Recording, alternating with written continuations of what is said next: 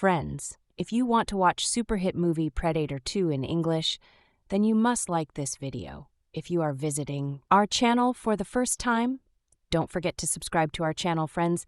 In today's video, the movie we're going to talk about is called Predator 2. We will talk about what this movie is and where you can watch it all. The interesting facts about this movie in today's video, I'm going to tell you. I'm also going to give you all the information on which platform or on which satellite channel you will get to watch this movie. Also, we will talk in detail about the technical department, music department, pre-production filming, post-production budget, box office collection of this film. We will also talk about the story of this film, and I will also give you a small review of the story of this film. Apart from this, we will discuss about the facts of this film storyline, star cast actors' performance in the film, and which character has played which role. That's why I request you friends to watch this video till the end. So let's start the video. Predator 2 is a 1990 American science fiction action film written by brothers Jim and John Thomas, directed by Stephen Hopkins, and starring Danny Glover, Gary Busey, Rubén Blades, Maria Conchita Alonso, Bill Paxton, and Kevin Peter Hall. It is the second installment of the Predator franchise and sequel to 1987's Predator, with Kevin Peter Hall reprising the title role of the Predator. Set 10 years after the events of the first film, in Los Angeles, Predator 2 focuses on a disgruntled police officer and his allies battling a malevolent and technologically advanced extraterrestrial known as the Predator. Upon release, the film received generally negative reviews and earned a moderate box office return, grossing $57 million worldwide, compared to the previous film's $98 million gross on a smaller production budget. The film has been viewed more positively over time, especially for Danny Glover's performance, the direction, and the musical score, and has gained a cult following in the decades since its initial release. Plot? In 1997, Los Angeles is experiencing a heat wave and a turf war between heavily armed Colombian and Jamaican drug cartels. A predator watches a shootout between the police, Jamaicans, and Colombians, observing as Lieutenant Michael R. Harrigan charges into the firefight to rescue two wounded officers and drive the Colombians back into their hideout.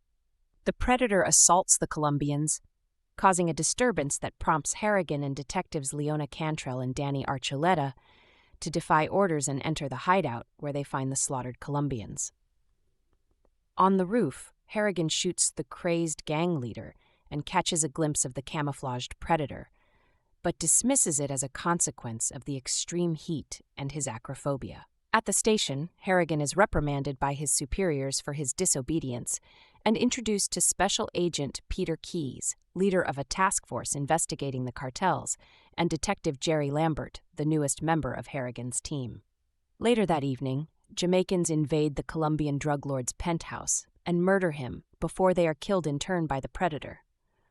Upon their arrival, Harrigan's team notes the similarities between the crime scene and the earlier Colombian massacre, including the flayed corpses, until Keyes' team arrives and removes them.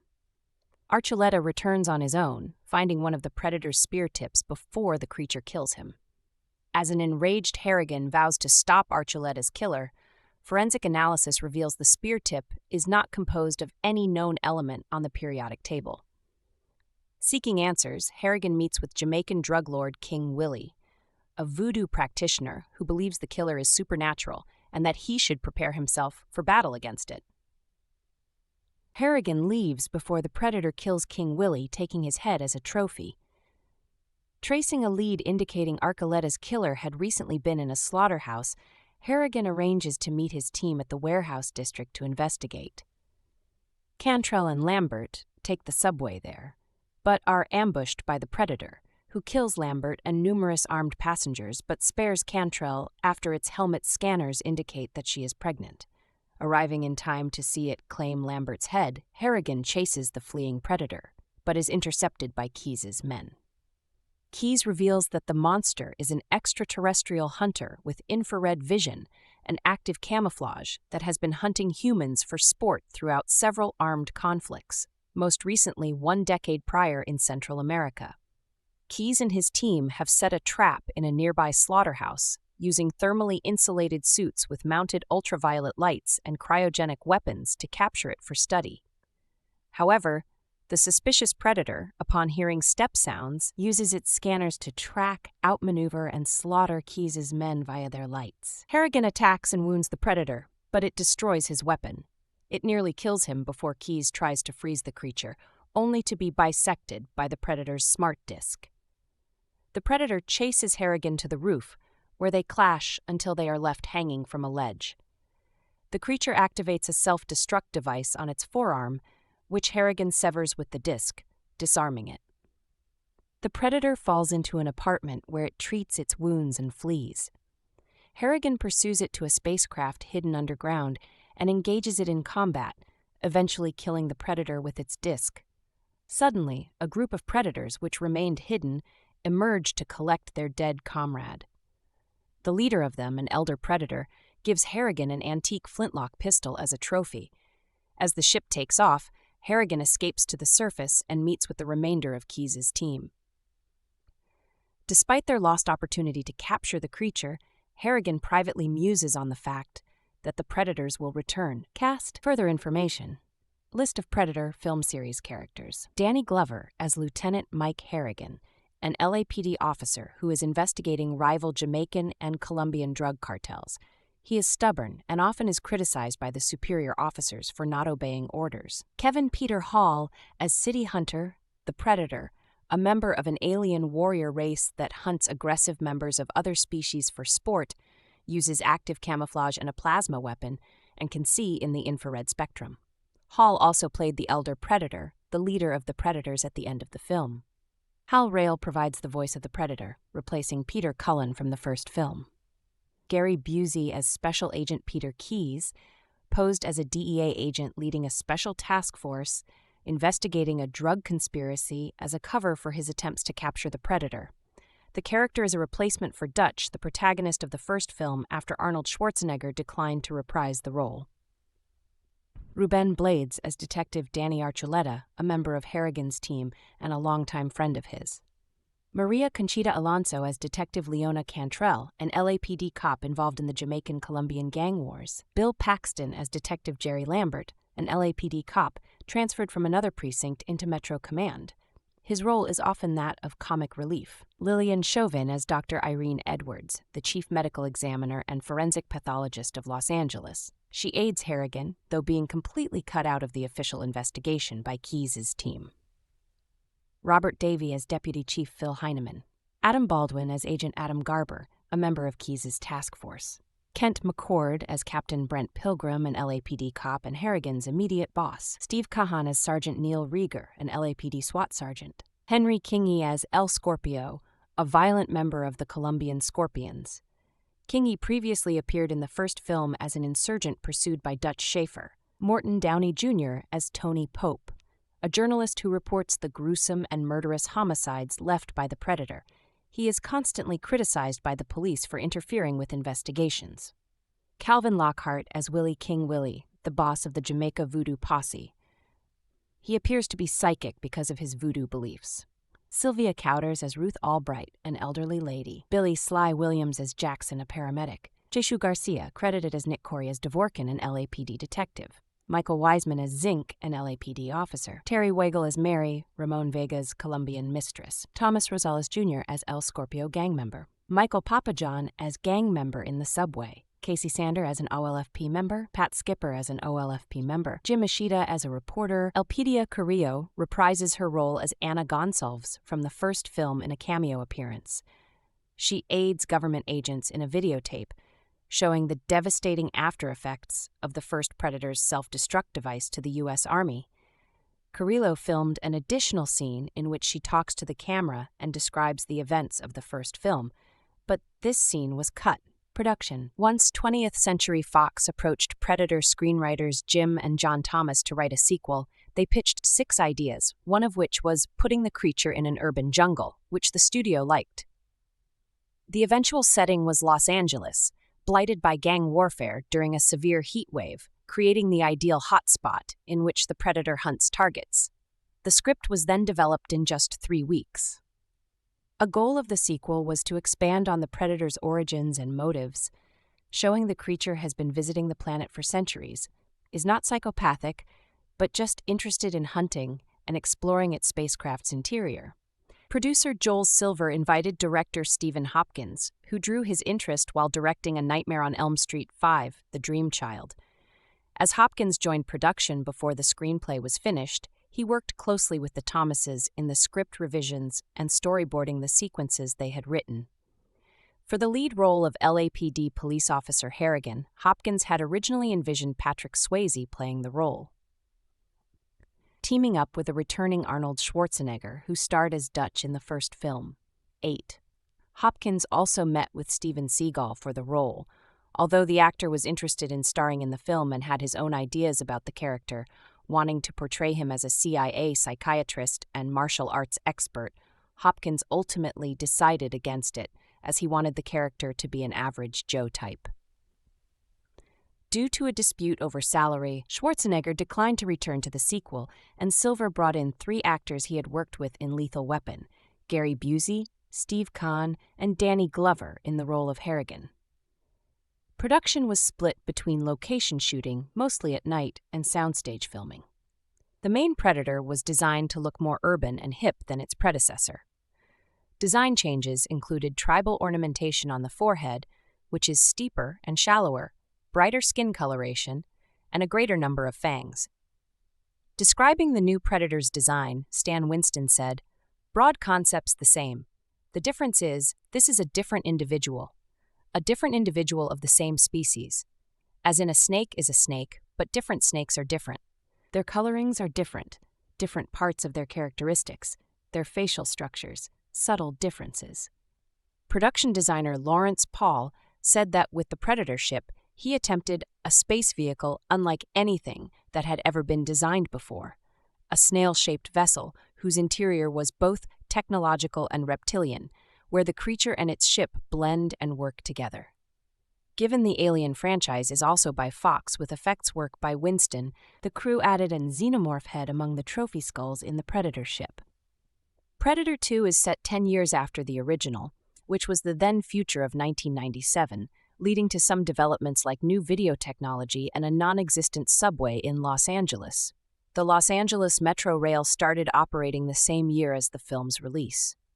For the set design, Paul aimed for a kind of retrograde future that's equal parts Brazil and Blade Runner mixed in with modern-day technology, with big and outrageous structures but simpler prop design, such as boxy and colorless cars. The MPAA initially gave Predator 2 an NC-17 rating, so several cuts were made to bring it down to an R rating. Toward the end of filming, a short, unofficial music video was made with Danny Glover dancing with the Predator and others. Music. Main article: Predator 2 soundtrack. Alan Silvestri returned to score the sequel, conducting the Skywalker Symphony Orchestra.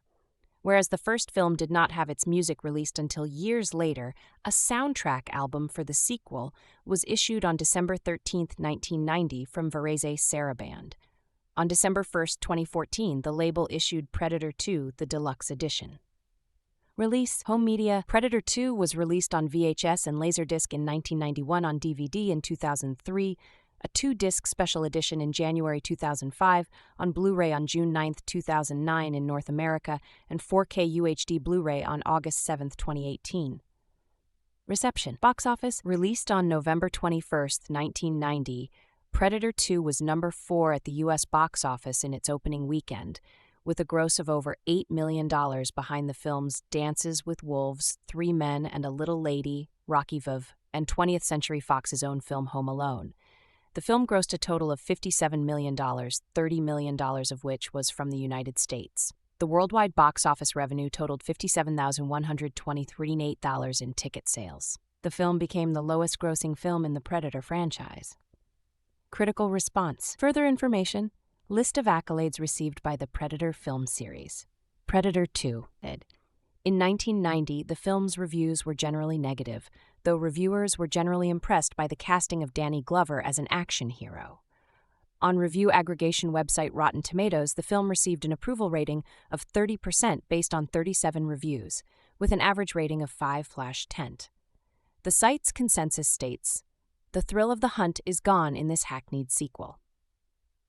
On Metacritic, the film has a weighted average score of 46 out of 100 based on 18 critics, indicating mixed or average reviews. Audiences polled by CinemaScore gave the film an average grade of B+ on an A+ to F scale. The reviewers for The Washington Post were split. Rita Kempley enjoyed the film, saying that it had the dismal irony of RoboCop and the brooding fatalism of Blade Runner, and that Glover brings an unusual depth to the action-adventure and proves fiercely effective as the Predator's new nemesis. Desson Howe said the film was blithely unoriginal and numbingly violent, but also praised Glover's ability to bring warmth to the center of a cold film. In her review for the New York Times, Janet Maslin called the film an unbeatable contender for the most mindless, mean-spirited action film of the holiday season. Chicago Sun-Times critic Roger Ebert, in giving the film 2 out of 4 stars, suggested that it represents an angry and ugly dream. He said that the creature's design had racist undertones where subliminal clues encourage us to subconsciously connect the menace with black males. Legacy. Several retrospective reviews have considered the film underrated, and it has gained a cult following. Later, director Stephen Hopkins said, "It's so over the top. I just sort of went for it and made the biggest, boldest, loudest movie I could make. I was only 29 years old. I was like a rampant child, running around Los Angeles, blowing the shit out of everything and making things as bloody as possible." About the modest reception at the box office and the cult status since its release, he added, "It had a big initial opening weekend, if I remember correctly. But I think many people were disappointed that Arnold wasn't in it. A lot of people like the film, and some prefer it to the original, just because it's in a city and more contemporary." Danny Glover was proud of his performance, saying, "I have 2 films I've done that I feel that I was bigger than life, in which I felt that I could control the space. Silverado for me, and Predator 2. In Predator 2, it was like, who's the baddest cat in your space? And the baddest cat says, I'm going to challenge you. Mano y mano, I was the baddest guy in his space. What happens? I kill him, and then the others come around, and I'm like, all right, who's next? I was about 42, 43, in the best shape in my life. Best shape I've been in. I was running on the beach, had my training, I was lifting weights a lot more than I am now. I was really feeling it in that movie." Other media, a third main film titled Predators was released in 2010. A fourth, The Predator, was released in 2018, which is set between the events of Predator 2 and Predators. A prequel titled Prey was released in 2022, which takes place in 1719. A novelization written by Simon Hawke was released on December 1, 1990, by the publishing company Jove. It briefly covers the fate of Dutch from the first film. Keyes recalls memories of speaking with the battered Major while infirmed in a hospital, suffering from radiation sickness. Dutch is said to have escaped from the hospital, never to be seen again. It tells a great deal of the story from the Predator's point of view, such as its humiliation of having its mask removed by Harrigan and its reasoning for not killing Cantrell due to its discovery of her pregnancy. The film was adapted as 2 video games, the first for computer in 1990 and the second for Sega Genesis in 1992. Aliens are like dreams. We have bad ones when we're troubled. The creature who visits Earth in Predator 2 is a savage hunter that can make itself invisible. It stalks from above and eviscerates its human prey with savage skill. It is not related to the gentle beings who came to visit us in Close Encounters of the Third Kind. Sometimes we seem to welcome visitors from outer space. Sometimes we fear them. There is a universe of difference between E.T. and the creature in Alien, between the Thing and Mr. Spock, between the austere intelligences that made the monoliths in 2001 and the devious chameleons in The Hidden. The world of Predator 2 is a fearful world, a Los Angeles in the year 1997, when gunfire rules the streets and cops shoot it out with drug dealers. During one confrontation, a strange event takes place. 5 drug dealers, heavily armed and barricaded inside a building, are killed by some sort of visitor who is unarmed, who can throw a 160-pound man 20 feet in the air, and who leaves no trace. What's going on here? That's what Danny Glover would like to know. He plays Harrigan, the toughest of street cops. And every time he gets a good lead in the case, he's warned away by a sneering federal agent, Gary Busey, who seems to have inside information. In the classic tradition of all cop movies, Glover takes to the streets on his own, a lone wolf heading for an eventual showdown with the Predator. We've seen this creature before when it made its entrance in the original Predator, 1987. That movie starred Arnold Schwarzenegger as a commando in the jungle who was one of the first to encounter the Predator after it arrived on Earth. Why was it here? To stalk the planet and kill trophy animals. It was a hunter from the stars, and we were in season. The first movie was leavened with a certain humor, Arnold's one-liners, and with the possibility that the alien would challenge our imagination in some way and be more than just another special effects monster. The Predator did indeed have a certain fearsome beauty in the earlier film. No such luck this time. The movie blows its one chance to deal creatively with the alien culture in a scene in which Glover finds himself inside some kind of trophy room from outer space. What manner of creatures built this place, and what kind of civilization do they come from? Who knows? Who cares? It's no help that the predators can speak English, since the first word out of the creature's mouth is that vile 12-letter street expression. Since the Predator is imaginary but the people who made this film are not, Predator 2 speaks sadly of their own lack of curiosity and imagination. All they can give us in the way of an alien is a street mugger with intestines for a face, pincers around his mouth, and an Afro-style braided hairdo. The creature in this movie is a work of subtle racism. Subliminal clues are slipped in to encourage us to subconsciously connect the menace with black males. One not-so-subtle scene has the Predator threatening a Bernhard Goetz type on the subway. This time, the Goetz type meets his match. The acting in the movie is applied hysteria. Glover, so engaging as a different kind of cop in the Lethal Weapon movies, screams and sweats, swears, and climbs down tall buildings. He is assisted by a Latino woman, played by the wonderful Maria Conchita Alonso, whose idea of creating an identity for herself at headquarters is to grab a new guy by the crotch until he pleads for mercy. The dialogue is foul and clinical, and the special effects, while expensive, are not interesting. But the film's greatest loss is one of spirit. We live on a speck in a corner of a vast universe, and what makes us human is our ability to wonder about what's out there. Since we do not know, the fables we create serve only to inspire our dreams. Predator 2 is a movie whose dreams are angry and ugly. Predator 2 is the kind of Hollywood sequel that just had to be made. The 1987 Arnold Schwarzenegger starrer made oodles at the box office.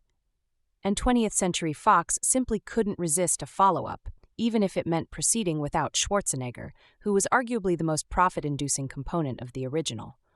The result contains typical sequel tropes, all revolving around the idea that bigger is, for indeed all intents and purposes, better. So, the result has more violence, a larger body count, more details about the alien hunter race, more predator weapons, and ultimately more predators. However, as viewers of the sequel quickly learn, bigger is not always better. Sometimes it's more of the same. Kill for sport, yet it takes most of the movie for Harrigan to figure that out on his own. Taking a cue from Aliens, James Cameron's sequel, which epitomizes the idea that bigger is better when it comes to sequels. Even though Ridley Scott's original remains far superior, the sequel to Predator ups the ante not by expanding on the original, but by lifting ideas mostly straight from Aliens. Take the slaughterhouse sequence, where Keyes and his FBI goons attempt to infiltrate the Predator's feeding ground, while remotely, FBI agent Garber, Adam Baldwin, watches in shock as the Predator kills the other agents. Harrigan, meanwhile, shouts at Garber to get them out of there. Sigourney Weaver's Ripley did much the same to her superior as they both watched on video the elite unit of colonial Marines being attacked by xenomorphs in Aliens. And then there's Predator 2's hotshot cop Lambert, played with incomparable cockiness by Paxton, whose performance recalls his role as the whining Hudson in Aliens, all except for the game-over-man defeatism when faced with death.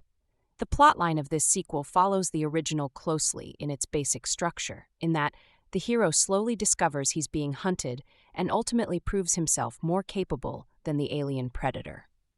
Very little new information is communicated to the audience, aside from a newfangled predator gizmo or two. When, in the last 5 minutes, Harrigan chases down the predator to its mothership, he discovers that the alien hunters have been around for centuries. A reveal that offers nothing more than a, huh, imagine that reaction. The filmmakers were content to remain annoyingly faithful to the formula of the first, despite the changes in leading man and locale, the latter seemingly for the sole purpose of showing the predator atop a skyscraper gargoyle being struck by lightning with a victim's spinal column in hand. Further drawing from the Alien franchise, creature designer Stan Winston, who developed the Predator creature and several designs for Cameron's Aliens, insisted on mounting a xenomorph skull on the Predator ship in the finale of Predator 2. While understandable that the filmmakers sought to illustrate how the Predator was a daring hunter capable of stalking the most dangerous beasts across the galaxy, the decision inspired an entire line of Alien vs. Predator merchandise and media. For that alone, it's worth a feeling of, why did you do this to us towards Predator 2? Though commercially sound, the Alien vs. Predator franchise has proved nothing but disappointing, from a string of underwhelming video games to the unbearable movie spin-offs Alien vs. Predator and AVP Requiem. Director Stephen Hopkins, whose experience when hired was only surly. A Nightmare on Elm Street 5, The Dream Child, turns what was an action franchise into a bloodbath of horror. Heads are removed, limbs are chopped off, and whole bodies are skinned in gory detail. With so much violence that the MPAA stamped the outcome with the dreaded NC-17 rating, the movie was drastically trimmed to earn its R. This concentration on horror proves an unfortunate derivation from the original's actioner style, purveyed by director John McTiernan, who followed up Predator with Die Hard and The Hunt for Red October. Hopkins would not be so fortunate, making Lost in Space and The Reaping in the coming years, but his stain on the franchise would go on to transform Fox's Predator audience into a horror crowd. Watchable in the most mechanical sense, Predator 2 is capably shot with admirable special effects and mind-numbing violence, but strangely enough, not in the satisfying way that could be said, using the same descriptions, about Predator. Its failure ultimately killed the franchise for over a decade, with the dreadful Alien vs. Predator resurrecting the movie monster, but no Predator 3 to follow until 20 years later. The screenplay by Jim and John Thomas, writers of the original, once again looked to Fox's Alien franchise for inspiration. But instead of doing something innovative, their imitation of the original becomes Supply's only mindless entertainment value, despite the possibilities. It's a disappointing sequel in all the ways audiences have come to expect from this era of Hollywood franchise filmmaking, leaving us indifferent to the film's mediocrity. But let's be nice. Sequels are a tricky business, especially when there's no visible returning cast members. But that didn't stop Fox from making 1990's Predator 2 sans first film survivor Arnold Schwarzenegger. This decision led to P2 being met with indifference at the box office, but it was well received on video to develop a bit of a following. Though not a great film by any stretch, it's one of the better B-movies to come from the 90s. Which ain't saying much. It's also an okay sequel that retreads the original with an interesting setting. Taking place in the then-futuristic 1997, 10 years after the events of the first film, during the hottest days of the summer, the film follows another Predator, played again by Kevin Peter Hall, who makes his playground the city of Los Angeles, which has become overrun by gang problems that the police feel ill-equipped to deal with. Making sport of both the Cuban and Jamaican drug lords, the Predator seems to be having a good time until Mike Harrigan, Danny Glover, and his team, comprising Rubén Blades, Maria Conchita Alonso, and Bill Paxton, get caught in the middle. Trying to figure out what's killing the bad guys, Harrigan and company find some small clues. But every time they get closer, government agent Peter Keyes, Gary Busey, tells them it's none of their business. When one of Harrigan's team members dies, it becomes personal, and like the first film, the sequel becomes a mano-a-mano clash between two tough hombres. Frances McDormand stars as Marge Gunderson, a Brainerd, Minnesota sheriff who is really pregnant. She stumbles across a scheme by car salesman Jerry Lundergaard, William H. Macy, who hires two criminals to kidnap his wife for a couple grand payout and a new car.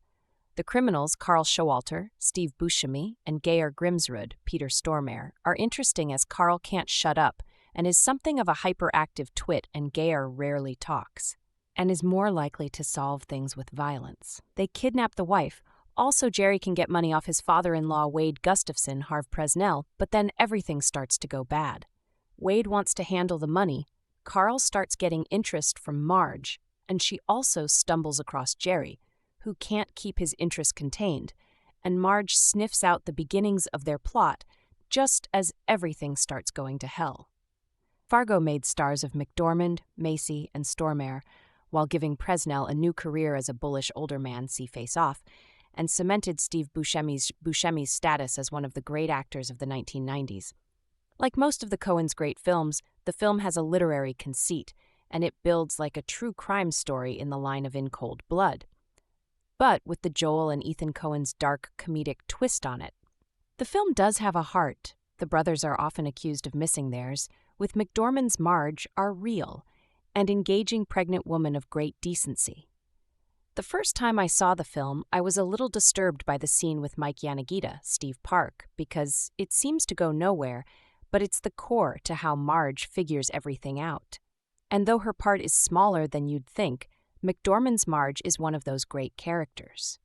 The good, the bad, and the ugly is pure cinema. It may not be great cinema, though it is great filmmaking. It is a genre work done by a master, someone playing with form, someone stretching time and moments into indelibility. The premise is there's a treasure buried somewhere, and three men long to get it. The bad is Angel Eyes, Lee Van Cleef, who is the hired killer soldier who will kill innocent people to get it. The ugly is Tuco, Eli Wallach, a thief and killer who now makes his money getting arrested and then sprung from the noose by Blondie. The good, Clint Eastwood, who is the hero almost by default. Angel Eyes is on the hunt, but after Tuco tortures Blondie for their deal going bad, Blondie is gifted with the dying words of the only man who knows the location. Angel Eyes has his men and captures Blondie, but Blondie uses Tuco to make things even as they head to a graveyard for their epic shootout. But the real reason Predator 2 doesn't deserve the stick it received is because it manages to be absolute buckets of fun, and not in a CGI-saturated, hollow, hard-to-appreciate way. The script is full of wicked humor and action that expands on the mythos and technology of the creature, making it an especially rewarding watch when double-billed with Predator, and the teased crossover with Alien at the end is wonderfully played. It is silly and over-the-top, perhaps in a less satirical manner than the original, but in a way that still leaves a massive smile on your face, a smile big enough to block out the film's numerous but far from chronic weaknesses. This is a film where the Predator gets struck by lightning simply because it looks cool, and it does. That's all there is to it. Hopkins knows exactly what he is doing with Predator 2. He is cobbling together a cheap thrills and spills B-movie sequel that rides high with nonsense and bloodshed, and settles for doing that as well as it reasonably can. It isn't trying to be anything that it is not, and there is a blissful simplicity which some of the more structurally complex blockbusters of recent years could learn a thing or two from. It's tough being a sequel sometimes. It's even tougher being a sequel to one of the greatest science fiction action movies of all damn time. But that's always been the lot of Predator 2's life. My initial viewing on a grainy VHS pirate copy back in the 90s lead me to the early and utterly wrong conclusion that it was a crippling letdown. But times moves on, opinions change, and it's nigh about time people give this city-set sequel the love it truly deserves. The cast are game. Glover, while no Schwarzenegger, is a more vulnerable, fatherly target for the intergalactic space wanker. The late, great Bill Paxman is, well, Bill Paxman, and Gary a fucking alien. Busey's performance consumes every and all in its path. The lions, the tigers, the bears, oh my. And what of the true star of the show? Despite looking a tad rubbery in close-ups, this Predator, a younger one of the species, does more damage on safari than a Texan dentist, unleashing his improved array of shiny death weapons, which include a telescopic spear, a razor-sharp net, and my personal favorite, what appears to be a murder frisbee. The juxtaposition of the dreadlocked alien with the Jamaican gang members, who also hang up victims by their heels, is pretty cool image, and his final, ridiculously long foot chase showdown with Glover mirrors the finale of the original nicely with a few awesome surprises. 25% on Rotten Tomatoes? The fuck out of here! Predator 2 could have just retread the first movie and had the hunter run amok. But what makes it work as a sequel can be summed up from Gary Busey's Peter's line, in that command unit, "But we have to capture him." I'm pretty sure that was the idea of the Thomas brothers, Jim and John, who wrote the original. The idea of the FBI trying to capture a live predator gives Predator 2 the superior premise than Predator. It's not a better movie. I'm not trying to argue that. It's just an interesting dynamic. It resisted the temptation to go bigger, louder, stupider, noisier, and instead asked, what do you do when an alien is hunting humans for sport? Kidnap the fucker. And one of the things that really got to me over the years was that this story was never completed. Don't worry, asshole. You'll get another chance. Still waiting to see what Adam Baldwin did after the events in Predator 2. Some people take their ball and go home with Predator 2 simply because Arnold is not in it. True, it probably would have been a better movie somehow if he was in it. But if you boycott this movie because of that, your loss. When I watch Predator 2, not once have I ever thought to myself, great movie, but why Danny Glover? He's a great fit and he's not alone. Bill Paxton, Gary Busey, Maria Conchita Alonso, Robert Davey. Son, this is 80s, 90s action nobility. The lines are also unforgettable. So my physicist asked me to leave a semen, stool, and urine sample. I said, gee, Doc, I'm in a real hurry. Can't I just leave my underwear? Yeah, in our day we had Bill Paxton delivering nuggets like that. Nowadays they have Zach Galifianakis, nuff said. Perhaps best of all, Predator 2 feels like a Predator movie. It's rough, violent, and the beast is genuinely unnerving. It stays true to and expands on elements hinted at in the original. The hunter has no interest in slaying a pregnant woman or a kid with a plastic weapon. The old score also returns, albeit slightly altered. And yes, it does show us 5 or 6 predators, without making it a gimmick, rather a glimpse into their world. Arnold or no, most everything you could want from a Predator sequel is here. Robert Rodriguez once said he wanted to ignore all the bad sequels to the original movie with Predators 2010 and recognize only the first movie. Which is funny because Predator 2 shits all over his movie. Predator 2 is kind of a mess. Director Stephen Hopkins, A Nightmare on Elm Street 5, The Dream Master, seems to think if enough people are shooting guns, things will be exciting. But just not so much. The movie's kind of a non-satirical RoboCop in that it depicts a Los Angeles so torn by gang violence that television news broadcasts are chaotic and everyday rides on public transportation will still see multiple guns brandished and attempted rape.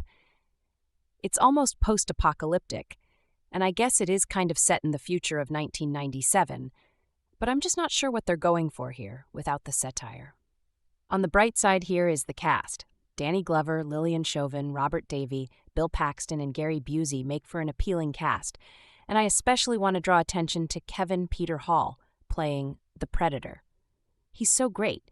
He's completely convincing as an alien creature. You don't think about it being a guy in a costume for 1 second. But that's largely where my praise ends.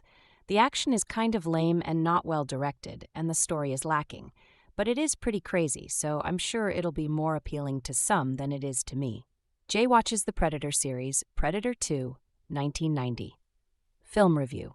The originality and tightly distilled narrative of the original Predator is not only absent from this sequel, but they shit all over it and threw it off a high rise. Instead of a dense jungle setting, we are in LA, 7 years in the future for some reason, in the middle of a super violent and completely absurd gang war. The setting of LA is damn near dystopian here, and the way it is presented actually makes the original film seem grounded. We follow Mike, Danny Glover, and his team of misfit detectives as they solve crime by shooting it directly in the face. After a major shootout where some of the criminals are mysteriously killed, we are introduced to Peter Keyes, Gary Busey, and his merry gang of government killjoys. As Mike and crew try to figure out what Keyes is really investigating, they soon realize that something otherworld is hunting people in the city. The most tragic part of this film is that there is a good movie idea buried here. An alien predator hunting criminals and cops for sport, and the government trying to capture it for research could make for an interesting film. Predator 2 offers these narratives threads only as a glimpse, and we are instead buried under horrid dialogue, cliched plots, and an all-too-familiar tale. The absurdity of the gang violence plays more like cautionary propaganda supporting segregation than any sort of plot point. You will ask yourself if this movie is trying to be racist, or if it's just unintentional at several points. It seems they thought having Danny Glover as the lead would absolve them of presenting the absolute worst stereotypes imaginable. Worse than all of this is the poor characters. In the original, the characters are thin, but at least they are likable. Here, all of the cops are more or less reduced to good guy with a gun tropes, aside from Bill Paxton's character, who is obnoxious good guy with a gun. I like Glover, but I think he was miscast here. He simply appears too smart to just be the brooding tough guy, and the film doesn't allow the type of brooding masculinity to serve as character building that the first one does. We also get a disruption of the lore, which is a common issue with sequels. In the first, the Predator seems to be a near mythical being, a super hunter of sorts. Here, the Predator seems to be part of a tribe that is just kind of hanging around LA for no real reason. The real test of any sequel is whether it can make something not new feel new again. Now, they were wise to not do the same setting, but plopping it down into a gonzo action film was not the answer. All aspects of horror are gone here, and instead, we have the Predator reduced to an action film version of Jason at best. I know a lot of people like this movie, so your mileage may vary, but I found it to be grating and unnecessary. The original would have been better left alone. Predator 2. I had pretty terrible memories of it, having watched it a long time ago. I decided to reappraise Predator 2, which I've dismissed for so many years. Surprisingly, my opinion changed during my second watch. It isn't a great film by any stretch of the imagination, but it is undeniably entertaining in a ridiculous way. Let me tell you why. Predator 2 takes a different track from the original. Of course, we arrive in a jungle, but the urban jungle. We are in the not-too-distant future of Los Angeles, 1997. As the news reporter tells us, we're in a war zone, Dave. There is a crime wave coinciding with a heat wave, global warming, and we don't have a group of characters who will be hunted to death by the Predator, and who we know who will die, but a few main characters who are not in immediate danger. Danny Glover, Bill Paxton, Maria Conchita Alonso. The people who the Predator is hunting are not main characters, but the people behind the crime wave. Of course, we know from the start who will face the Predator in the final smackdown, but we need a hero to root for in these kinds of things. It's a refreshing take on the Predator story, embellishing the alien's backstory along the way. It won't harm pregnant women, for example. For the first time, we see inside its ship, its home away from home, if you will. There are suitably grotesque death scenes, lots of skinned corpses, a few penises on show, and a cracking 45 minutes, climax, the smackdown between Glover and the Predator. Of course, as with the first Predator, the roles are reversed. The Predator becomes the hunted, Glover the hunter. It borrows liberally from sci-fi classics like RoboCop and Aliens. It has a similar feel to RoboCop, and of course, the news footage of the crime wave owes a lot to media scenes in the great cyborg film. Are we to recognize the Predator as the true law enforcer, raining justice from its invisible perch? Of course, the police are hunted as well, but what better way to get rid of crime than wipe out the criminals and instill deep fear in them? The aliens' influence comes at the end, where we find that nasty conglomerates want to capture the Predator and copy its weaponry. We are even treated to a scene almost identical to the scene in Aliens, where the Marine Corps walks into the aliens' nest. They are slaughtered, and we see the massacre via their helmet cameras. If you're going to steal something, why not steal from one of the best sequels of all time? There are many flaws with this film that prevent it from being brilliant, however. The script is comically bad at times, with barely any of the memorable one-liners of Predator. It demeans the rest of the film, preventing character development and audience involvement.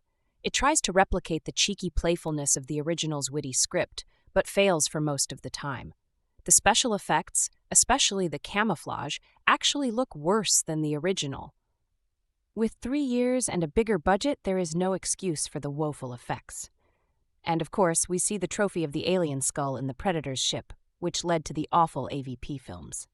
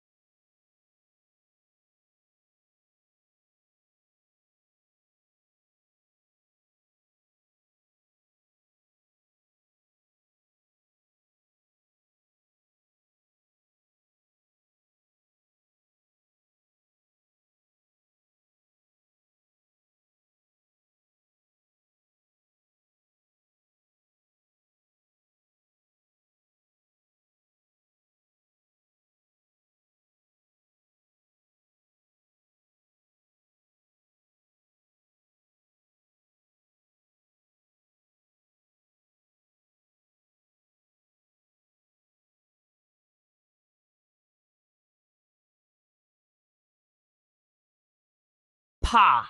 The 80s laughs at your puny efforts. Steve Rose at The Guardian lays it out. Predator represents a bygone era of ripe, risky, reckless action movies, often dripping with blood, testosterone, and cheese, but also wildly entertaining. Predator's popularity reflected a movie scene where Hollywood didn't have to play it safe and pitch every movie at the broadest possible demographic in order to recoup costs. We'll get to the 2018 version of Predator in a minute. Whatever sadness this nostalgia may engender for a bygone era of balls-out filmmaking is going to have to take an emotional back seat, because 1990's Predator 2 is here to peel the skin from your bones. The sequel to Schwarzenegger's 1987 game of cat and mouse is gloriously spine-removingly over the top in every regard. The entire movie is mayhem. Everyone is yelling. There is not a single scene of relative calm or quiet, not even a tense sequence where Predator's silently stalking someone. If the first film was a game of cat and mouse, Predator 2 is a game of, just yelling, actually. No metaphor need apply. Everyone is yelling and sweating and firing guns and spitting out motherfuckers like they're sunflower seeds. Even the freaking alien from another planet, terrifyingly mute until the climax of the original movie, opens his toothy mouth in the sequel to call Danny Glover a motherfucker. In part, this is what made the first film a prime cult actioner, a bunch of macho bullshit. The 80s was the golden age of macho bullshit.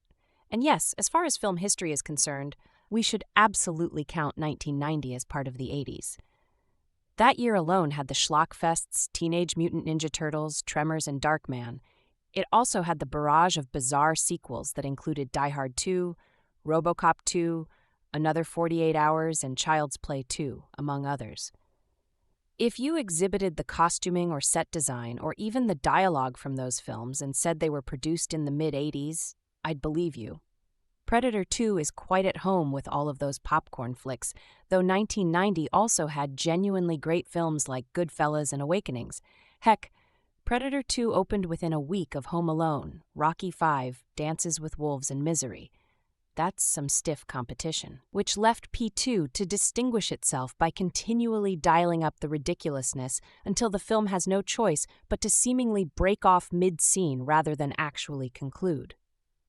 Director Stephen Hopkins had by this point served as assistant director on Highlander and made his American debut with Nightmare on Elm Street 5, The Dream Child, which is quite frankly a resume that should qualify you for anything. His direction is somehow terse, distracted, clambering to make way for the next scene, which is maybe fitting for a script utterly unconcerned with any meaningful mythos building. This leaves us with a weird-ass gang war subplot, Gary Busey playing Mr. Freeze, costuming straight out of Fifth Element, an out-of-nowhere shift to Legends of the Hidden Temple for the last 10 minutes of the film, and nothing at all to tie these components together. P2 isn't devoid of creative ideas that could push the franchise forward, but it stubbornly refuses to expand upon them at all, mythos suggesting. So we learn that the Predator won't kill a pregnant female, but then that character, the movie's sole woman, gets knocked out and disappears for the rest of the film.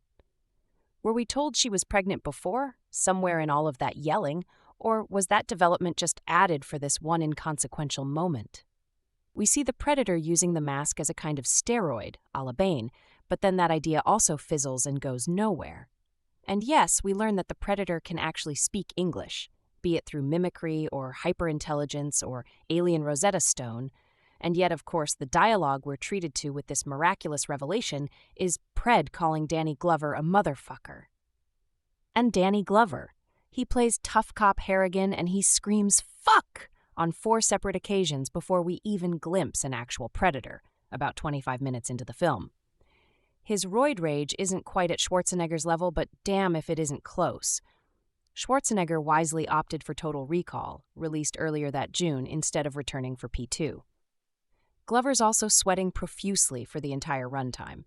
If sweating is an actual thing you can act, like crying on command, then this dude is acting his ass off.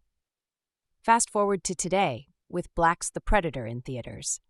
The revamp isn't all bad, with a surprising number of laugh-out-loud moments and some inventive, gory kills. The movie does indeed demonstrate some understanding of what the audience might expect from a movie called The Predator. But maybe that's the problem, because the first 2 Predators obviously didn't give a shit what the audience might expect. The 2018 update feels neutered, like it's trying to justify an R rating with an overload of blood and F-bombs. The blood is CGI, the F-bombs arbitrary, and the Predator on the whole feels like it was conceived after Kingsman and Mad Max and Deadpool, and Logan did good things for Hollywood's bank account. The muscles it flexes are muscles we've seen before, certainly not those of an explosive reinvention. The original Predator didn't overextend itself in order to appeal to adult audiences. The brilliant moments of cheesy macho bullshit came in something as simple as a handshake. Hell, I'd give the thing an R rating for this alone. The Predator, after shooting him, Mike sees the Predator, cloaked, and just assumes he is hallucinating and is obviously a little spooked. This feels a little bit misplaced since the Predator just sort of suddenly disappears. They look at the crime scene and realize that there is something strange going on. Well, the fact a body is strung up 35 feet in the air. Yeah, that is odd in the context of the crime scene. And one of the other detectives see the Predator, Ator, briefly jump over the glass roof. The Predator does seem to be getting spotted quite a bit. It could either be because he is a younger Predator in training or just that it is in the city. So while Harrigan is getting shouted by his boss, a helicopter lands, and some guys in shades along with Special Agent Peter Keyes, played by Garb Bowie, go into the building. It is obvious these guys really know what is going on. So Mike heads back to the police station, and we are briefly introduced to Detective Jerry Lambert, played by Bill Paxton, who of course play Hudson in Aliens.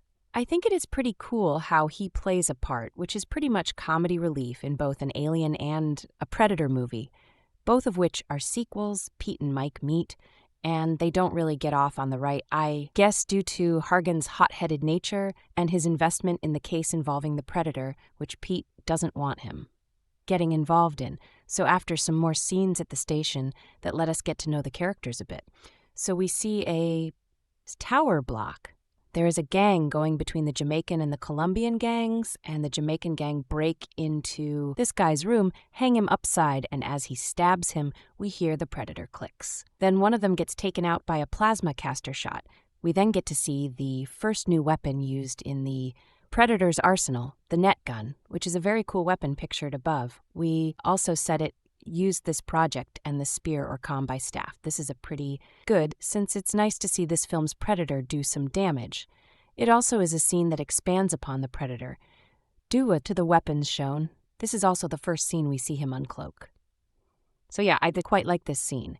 So Mike and the gang arrive at the scene to find the Predator's trademark skin bodies. One of the detectives spot the three-pronged projectile, and then Pete and his boys show up to the crime scene. And not much else to really comment on here, just more scenes that are all right, but nothing of interest, really. Pete and Mike have words. Again, though, Mike's friend and fellow detective, Danny Archuleta, is then killed off. Whilst retrieving the three-pronged projectile, he is killed off-screen, but it is somewhat dramatic, and is a solid death scene for off off-screen. Mike wants to arrange a meeting with the infamous drug lord king, Willie, whilst we see Special Agent Peter and his guys set up an observation deck in the slaughterhouse district with weapons which they think will take down the Predator. Meanwhile, Mike and Jerry find out that the three-pronged projectile and find out that it doesn't correspond to anything on the periodic table, go figure P. So Mike is taken to the drug lord King Willie, and the Predator watches them. I just think the above shot looks really cool. So Mike meets with the drug lord. He is really well played. And despite only appearing in this one scene, he just seems really memorable. The actor Calvin Lockhart just does a really solid job. As him, he gives a speech about how he thinks the Predator is from the spirit world. You can't see the eyes of the demon until him come calling. This dread man, truly dread, I could pretty much quote all of his lines here. But I will just let you watch the film or go find a clip of it on YouTube. Wonder if I am the only person who would buy a King Willie figure if NECA made W a probably as Mike leaves the alleyway, the Predator jumps down, cloaked into a puddle. As his cloaking field is turned off, we see the reflection of the PR in the water. This is a very effective and cool-looking scene. Willie draws his blade and utters some magic words, and then we hear him scream and see the Predator holding his head. We then cut to a scene of the Predator draining all the skin and whatnot to make his head into a skull trophy. We then see him stick it on a trophy wall. This again is slowly revealing and expanding more on the Predator. So Harrion goes to the graveyard, to his mate's grave, and the Predator seems to be spying on him there. Is also an interesting that helps to give us yet more insight into how the Predator works. There is a boy seen playing with a toy gun. The Predator takes precautions as he scans the toy gun and realizes that the boy is not armed and not worthy prey. The boy then offers him some candy. This scene makes me laugh. I guess that's what it is intended for. As well, the Predator also records him saying, "Want some candy, ha ha." The next scene, Jerry and Detective Leona Canal, played by Maria K. Alonso, are catching the subway, and things escalate when thugs are causing trouble. And pretty much everyone on the train is packing heat and guns are drawn. But things escalate even further when the Predator breaks into the subway car. A lot of this scene is hard to see since the lights in the cart keep flickering. Sometimes you can see the PR's point of view. He seems to attack the thugs mainly, but maybe also takes down some of the civilians due to them being armed as Leona escorts people out of the carriage. Jerry fires rounds at the Predator and, is killed. The Predator plays the recording, "Want some candy too," not sure why, for comical relief. I guess it makes me smile anyway, so the Predator is about to kill her as well, but then using his thermal vision realizes she is pregnant again. Another scene that does such a good job of expanding upon the predator. The fact that even though she is a worthy hunt, she is carrying an unborn baby. Out of all the scenes that expand upon the predator, this one probably helps paint a more neutral picture of him, and that their codes and rules have been set with some values regarding others' lives in mind, despite the nature of what they do. As Mike comes onto the scene, he comes across the predator as he is ripping Jerry's skull from his body. At least I think it is his. And Mike begins to chase right after him. The predator climbs up onto a high building, and lightning strikes him as he raises his staff and holds his skull. This scene is just wonderfully shot and just fits the predator perfectly. It's kind of like he is getting ready for the last part of the hunt or something. Paragan is dragged into the observation deck set up by the feds, and Peter pretty much explains that the predator is hunting and also references the events of the first film. Gary plays the role really well, too. It is basically revealed that they want the PR's toys to play with. So basically they want to trap and freeze the predator, and yeah, it will really doesn't. Well, for him, a slaughterhouse is a rather appropriate place in this situation, if you think about it. So after that, Harrion gears up and finally takes on the predator. He shoots him with quite a few rounds and manages to take the predator down. He cautiously approaches his body and takes the predator's mask off. You have to admit he is brave for doing that. And he is curious as well to see what the hell he is actually dealing with. This scene is just really intense, and it is a really different and unique way to give us the predator reveal. City Hunter opens his eyes again. City Hunter is the main name for this predator.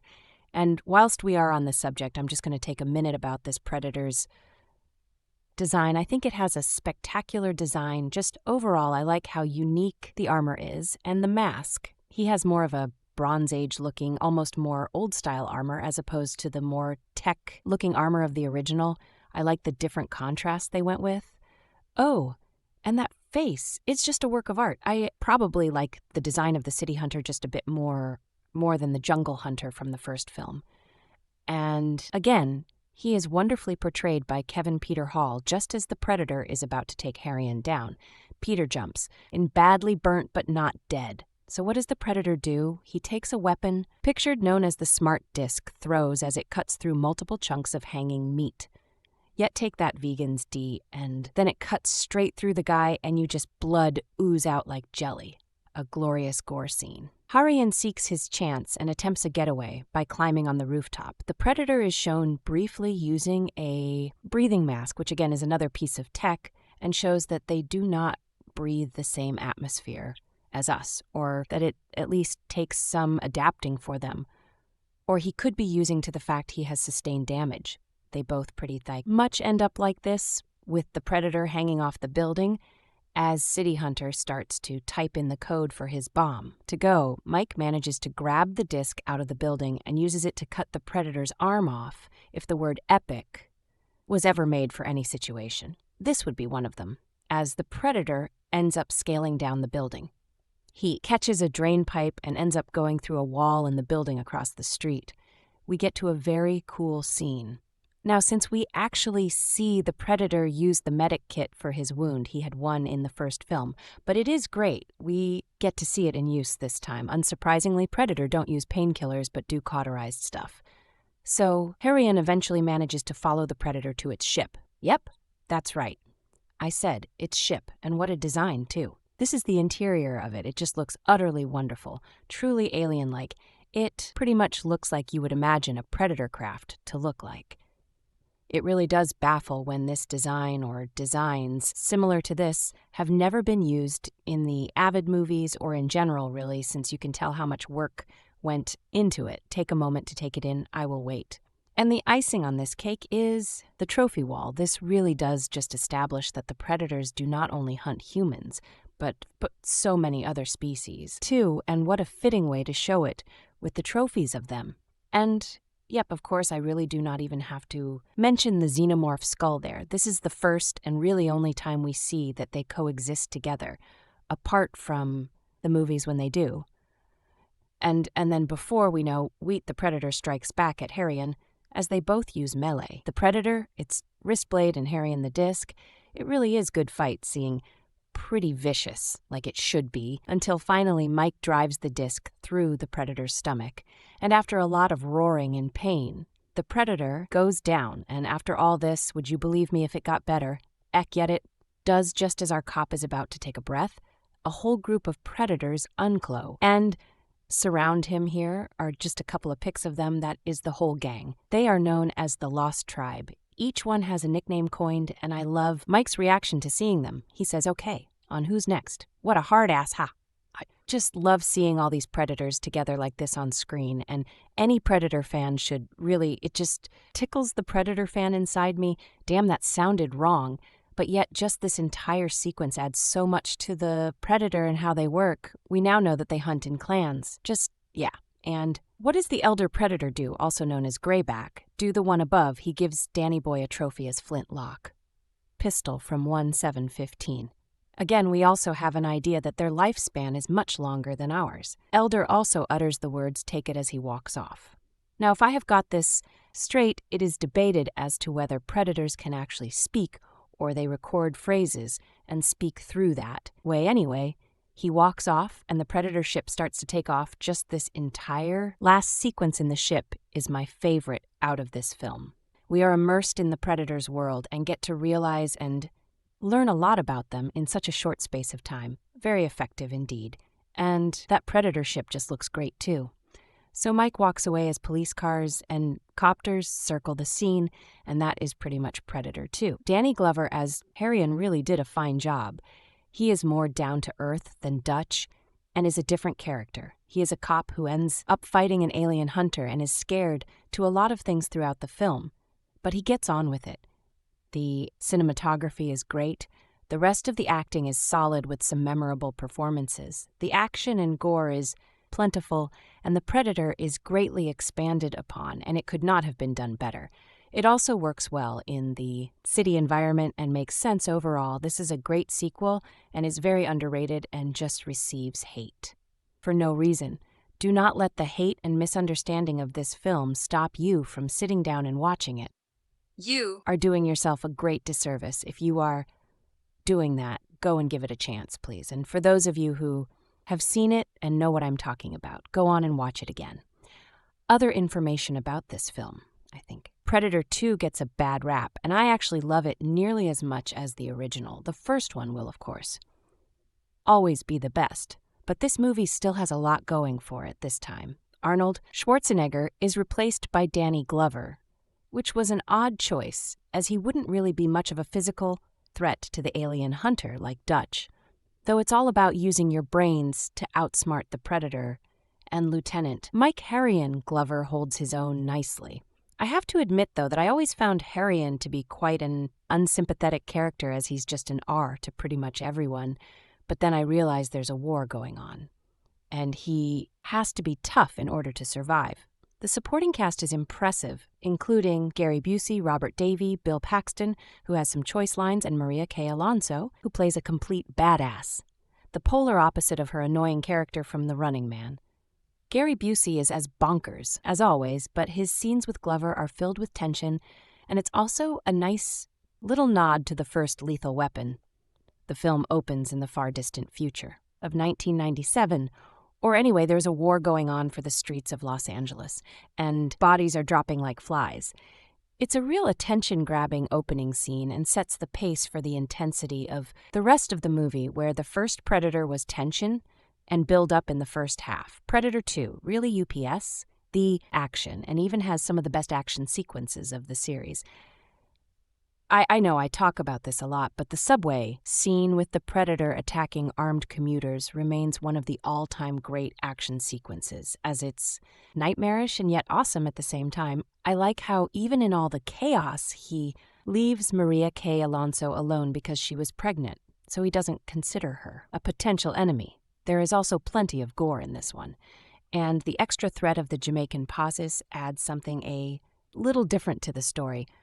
The finale in the spacecraft is actually now pretty legendary, with multiple Predators, appearing one of them hands Hartigan a gun from over a century ago, proving that these creatures have been hunting humans. For many years, we also get our first glimpse of an alien skull hinting at Alien vs. Predator, which sadly wasn't worth getting excited about.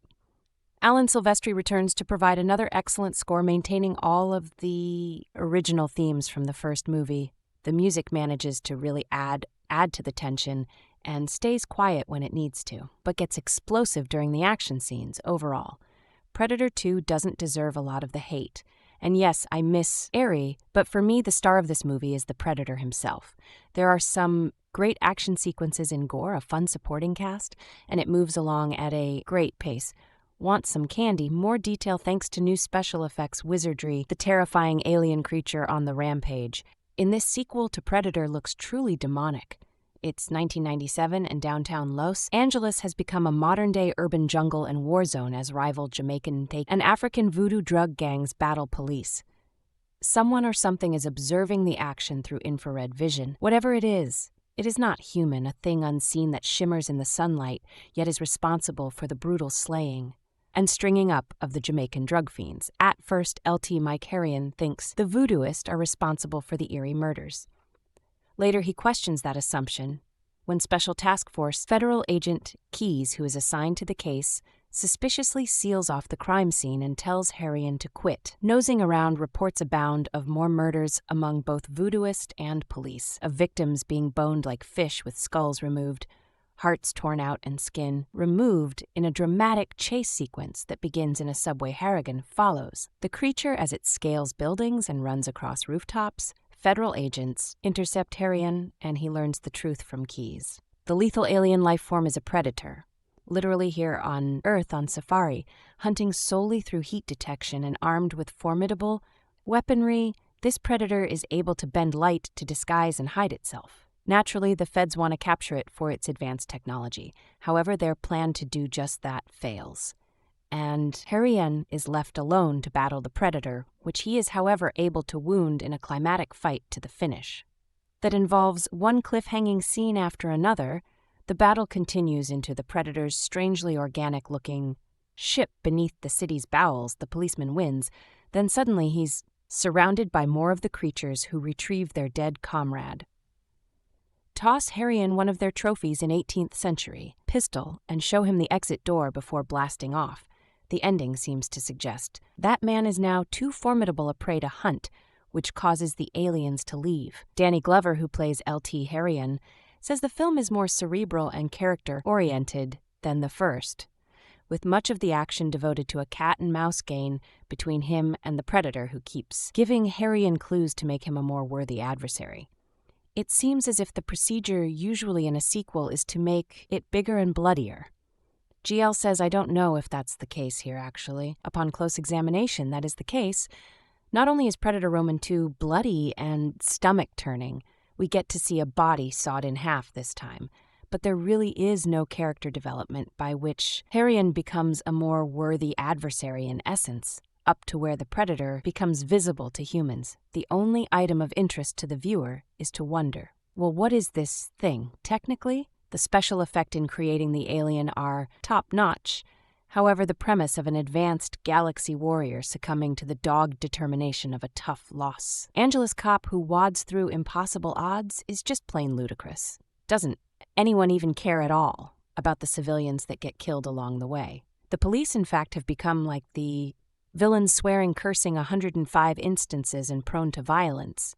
The feds don't. Fare much better being labeled here as the heavies, as if that weren't enough to assault the senses. There's also full female nudity, fornication, sexual loudness and immorality, extreme violence and destruction of property, a ritualistic voodoo killing, substance abuse, and a drug fiend who falls to his death from a building. Pray that there's not a predator. Roman 3 Predator 2 was released on November 21st, 1990, and is the second film in the Predator film series. Starring Donald Glover, Gary Busey, Rubén Blade, Maria K. Alonso, Bill Paxton, and Robert Davis, with Kevin Peter Hall returning as the title character. The film is directed by Stephen Hopkins. Predator 2 sees us in future Los Angeles, 1997. But anyways, this time we see the Predator in an urban area rather than a Central American forest, with soldiers against this extraterrestrial predator instead of Arnold Schwarzenegger this time around due to scheduling conflicts with T2 and not being too fond of the script due. This time we have Mr. I'm Too Old for This. Danny Glover as L.T. Michael, Mike R. Harrigan, who's in the middle of a drug war in future Los Angeles in 1997. Well, it was 1990, so I guess, but why 997 anyways? Predator 2 is a ton of fun because it's a different setting from the first film. It's the City of Angels with a predator on the hunt in the middle of a drug war between the Colombians and the Jamaicans, and that was fun because there's many opportunities, and with LAPD on this, we have a recipe for nice action, and that we got there was blood, gore, explosions, and fights. But the character development was lacking. It wasn't bad, but it certainly lacked it. But with the writing being not as strong as it could have been. That's not to say the acting wasn't. Danny Glover delivered a good performance, as he always does because he's Danny Glover. We also have Bill Patton as Jerry Lambert, aka the comic relief, and whenever Bill Pahn is on screen, you're in for a treat because that man had such a huge charisma and he has this likability about that. It's heartbreaking when you watch the movie and you realize he isn't here anymore, but hey, he gave a good performance. And with this film, he's the only actor to have been killed by a Terminator, Alien, and Predator 2. Has two villains, basically the Predator and Kevin Keyes, played by Gary Busey. And he felt by your basic bad guy with a bad attitude, who you're just waiting to see get killed by the Predator. As a Walking Dead fan, it was awesome seeing Daniel Salazar himself. Rubén Blades' Predator 2 is kind of like a 2-hour episode of Law and Order with a Predator in the episode. Now the action is awesome and everything. But coming off the great original film, it had a lot to live up to. And the movie does bump out the action and gore. The likable and charismatic characters aren't here despite the presence of great actors like Danny Glover, Bill Paxton, and Rubén Blades, but the characters' writing didn't bring out that colorful personality from, say, Dutch or Dylan, that son of a... So yeah, the action was awesome, with an okay story, but the movie suffered from lack of character development. Despite those flaws, the movie has found its place among the Predator franchise, and with this film brought some interesting and fascinating mythology, such as the scene with the alien skull, which was confirmation that the predators hunt other creatures besides humans, and despite the xenomorph skull being there, was meant to be an Easter egg, but ended up becoming a franchise of its own, with two movies released in 294 and 297, but those are reviews for another time. This film, directed by Stephen Hopkins, written by Jim Thomas. John Thomas, based on characters by Jim Thomas and John Thomas. Produced by Lawrence Gordon, Joel Silver, John Davis, starring Danny Glover, Gary, Busey, Rubén Blades, Maria K. Alonso, Bill Paxton, Robert Davey, cinematography, Peter Levy, edited by Mark Goldblatt, Burt Lovett, music by Alan Silvestri, production. Companies 20th Century Fox, Silver Pictures, Gordon Company, Davis, Entertainment, distributed by 20th Century Fox.